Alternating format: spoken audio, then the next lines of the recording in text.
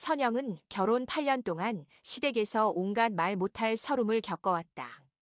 시어머니의 구박은 물론 그보다 더 지독한 존재는 바로 시누이 미라였다. 미라는 나이 차이도 얼마 나지 않는데도 처음부터 선영을 무시했다. 입만 열면 우리 집안 수준엔 내가 부족하다며 사소한 일에도 트집을 잡고 명절마다 일부러 일을 떠넘기고 친척들 앞에서 민망할 정도로 비교했다.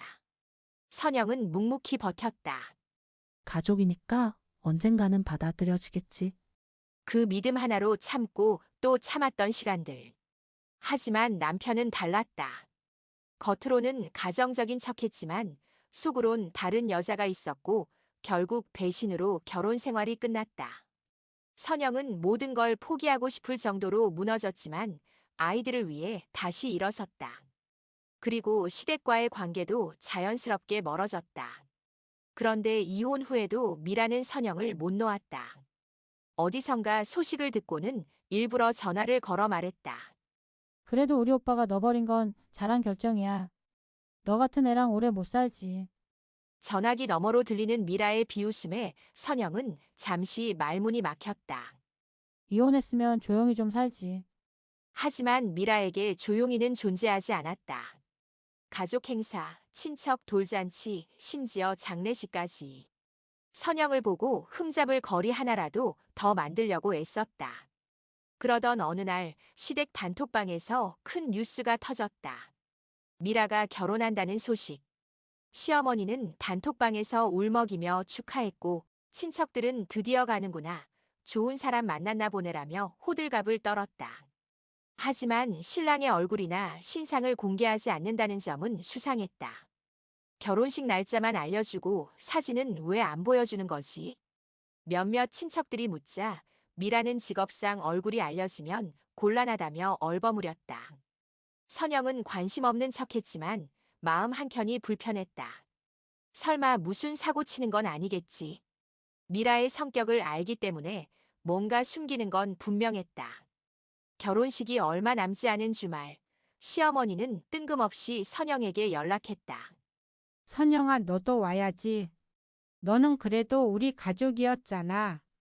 말은 부드럽지만 행동은 달랐다. 이혼한 며느리를 굳이 결혼식에 부르는 것도 이상했다. 하지만 선영은 흔들렸다. 그래, 나쁜 마음으로 가는 건 아니고 그냥 축하해주면 되지. 여전히 어딘가에서 인정받고 싶은 마음이 남아 있었던 걸까.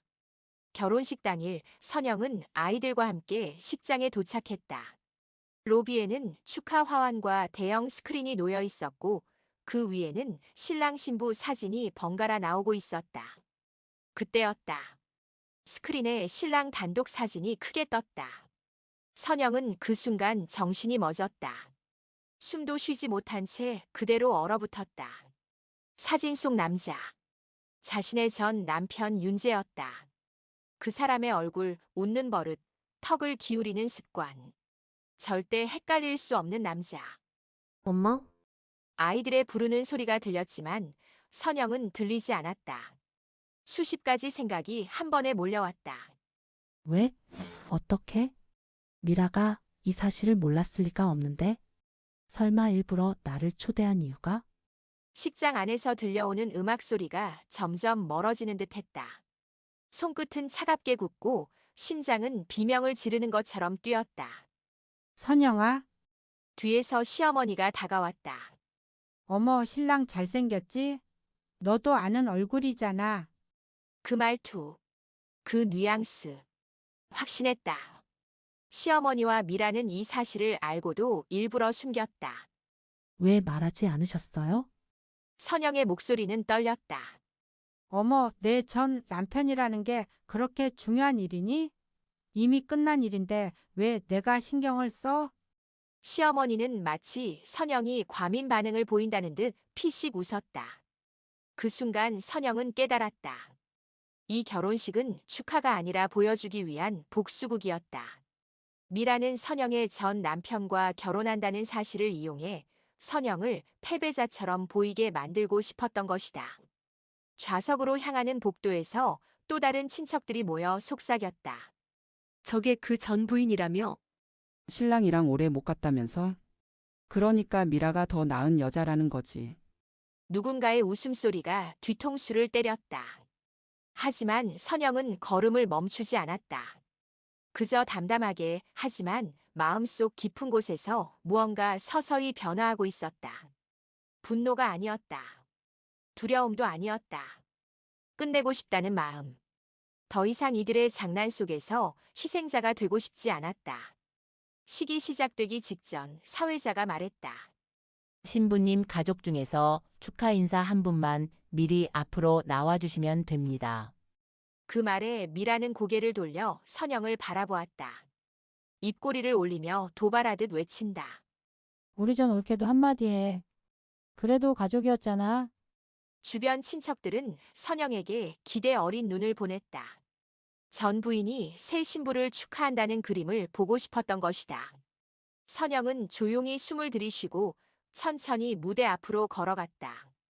깨끗한 조명 아래 수백 명의 하객이 그녀를 바라보았다. 식장은 일순간 조용해졌다. 미라는 의기양양하게 팔짱을 끼고 있었다. 선영은 주위를 둘러보고 촛불처럼 흔들리는 마음을 곧게 세웠다. 그리고 입을 열었다. 결혼 축하드립니다, 신부님. 목소리는 떨리지 않았다. 오히려 너무 차분해서 모두가 숨을 죽였다. 그리고 이어진 한 문장. 다만 신랑은 제가 이미 겪어봤거든요.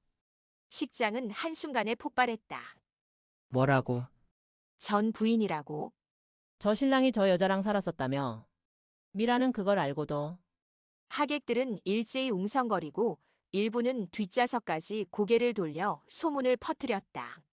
신랑 윤재는 식장 뒤편에서 뛰어나오며 소리쳤다. 선영, 너 왜 이래? 하지만 이미 늦었다. 선영은 신우이를 향해 고개를 살짝 숙였다. 행복하세요, 신부님. 저한테 어떤 사람이었는지는 이제 직접 겪어보시겠죠. 미라는 입술을 달달 떨며 비명을 질렀다. 너 미쳤어. 내가 감히. 그러나 이미 판은 기울었다. 하객들의 시선은 모두 미라와 윤재에게 향했다.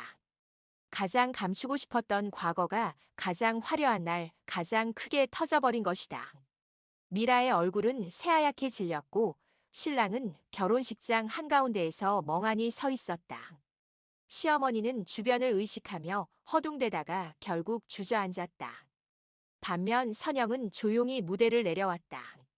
누구보다도 차분했고 누구보다도 고요했다. 마치 모든 족쇄가 풀린 사람처럼. 식장을 빠져나오는 길 몇몇 친척들이 선영을 붙잡았다. 아니, 그걸 왜 이제야 말해? 결혼식 망치려고 일부러 온 거냐? 너도 좀 생각이라는 걸 해. 하지만 선영은 미소만 지었다. 저한테는 오늘이 처음으로 생각할 기회였어요.